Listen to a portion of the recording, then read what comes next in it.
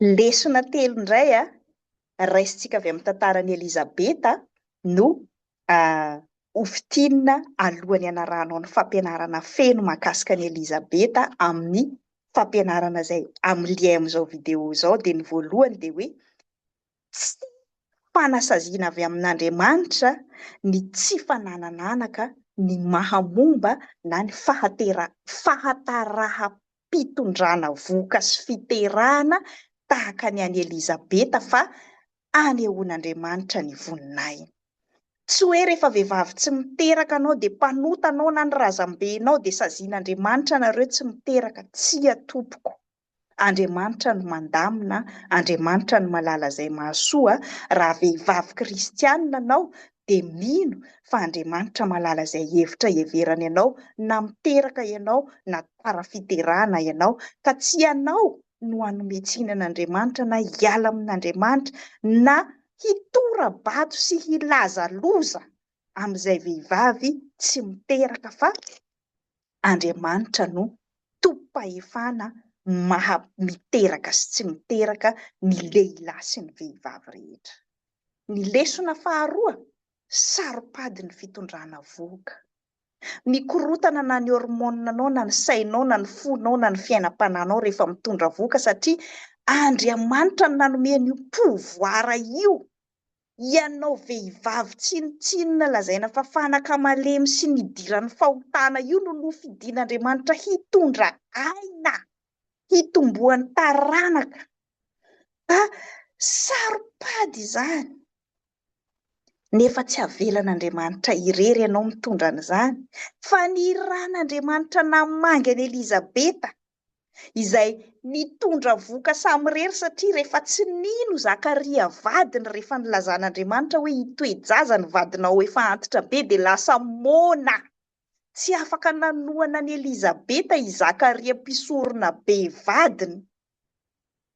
Ka Andriamanitra mihitsy no namangy an'i Elizabeta.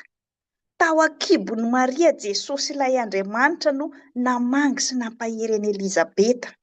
Adidintsika kristianina koa ny mampahery sy manohana ny vehivavy be voka, satria sarotra ny fitondrana voka.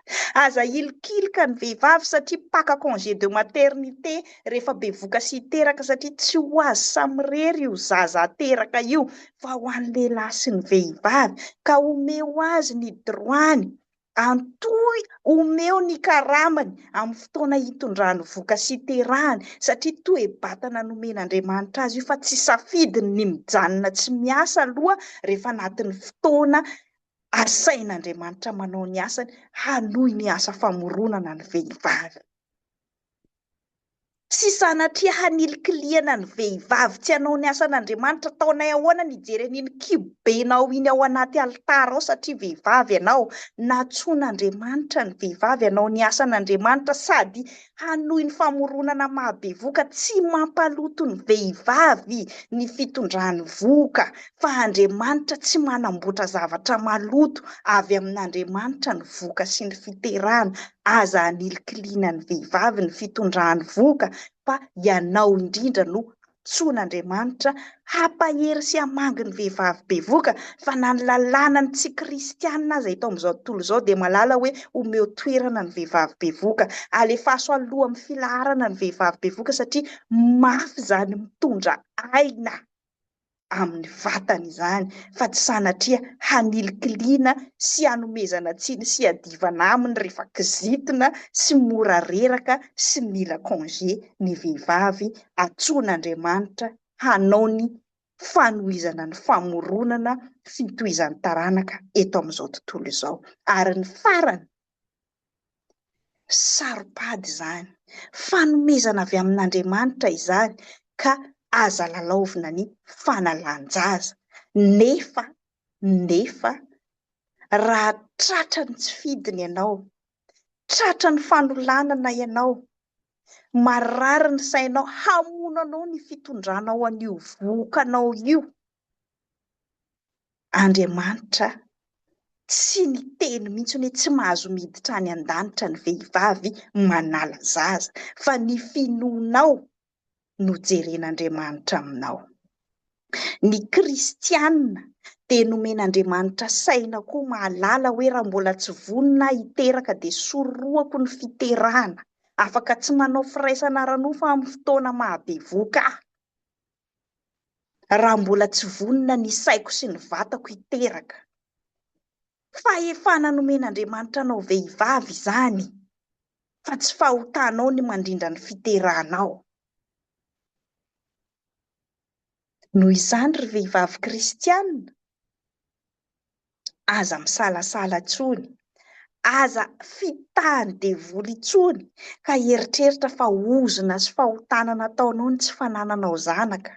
Na tsy handraisan'Andriamanitra anao mandrakizay raha tsy maintsy niditra tamin'ny fandrindram-piterana sy fanalana zaza ianao, fa tsy zavatra tahaka an'izany no jeren'Andriamanitra aminao, fa nomen'Andriamanitra vatana sy saina ary fo sy fanahy miara-miasa maha-olombelona antsika isika vehivavy, ary nomen'Andriamanitra fahefana tsy hiteraka zaza olombelona vatana fotsiny, fa nomeny adidy koa hikarakara ny zanantsika ara-batana, ara-tsaina, ara-panahy sy ny fivelomany, fa tsy ny lehilahy ihany no natao hamelona sy hitaizany zanaka amin'ny lafiny rehetrarehetra, fa adidy nomen'Andriamanitra antsika vehivavy koa izany, tahaka ny izany Elizabeta sy Zakaria any Jaona mpanao batisa izay zanany.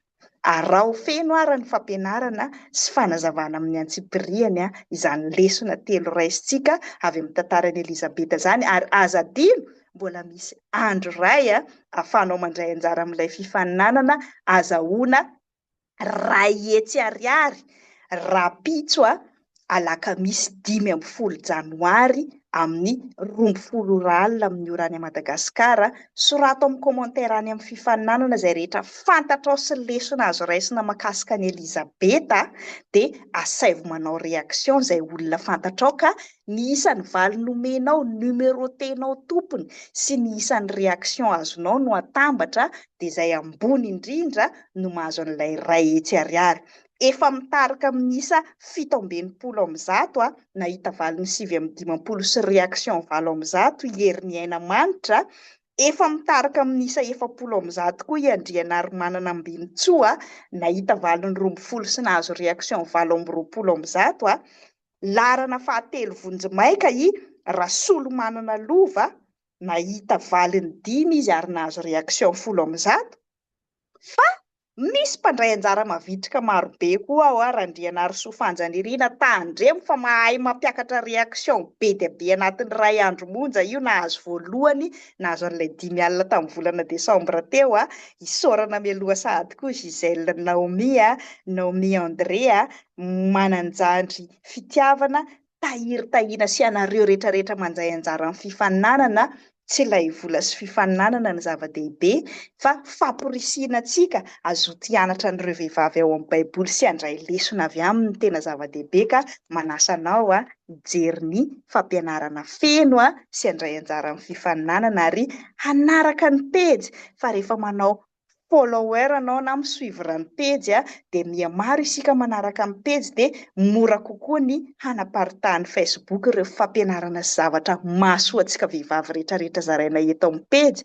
Raha sitraka dia arao ny pejy, zarao ny fampianarana, ampaherezo ny vehivavy sy ny rehetrarehetra izay fantatrao, na lehilahy na vehivavy, fa izany no adidy masina ny antsoin'Andriamanitra antsika kristianina, hanohy ny asany, hanohy ny asa mpamonjena, fampaherezana tahaka ny nataon'ilay Jesosy izay hinoantsika fa Kristy tsika. Rehefa niakatra any an-danitra izy dia isika izay mpanaraka azy no asainy manohy an'izany asa izany, ka manasa anao ary hanohana ny vehivavy na bevoka na tsy miteraka, na tondron'olona molotra sy melohin'olona aza amin'ny fanalan-jaza sy fandrindram-piterahana, fa devoly no natao hanendrikendrika sy hampanga, fa isika kristianina dia natao hampahery, hamela heloka, hampianatra ary hanoro ny lalana makany amin'ny Jesosy. Dia n'Andriamanitra irery ny voninahitra, misaotra anao sahady amin'ny fandraisana anjara.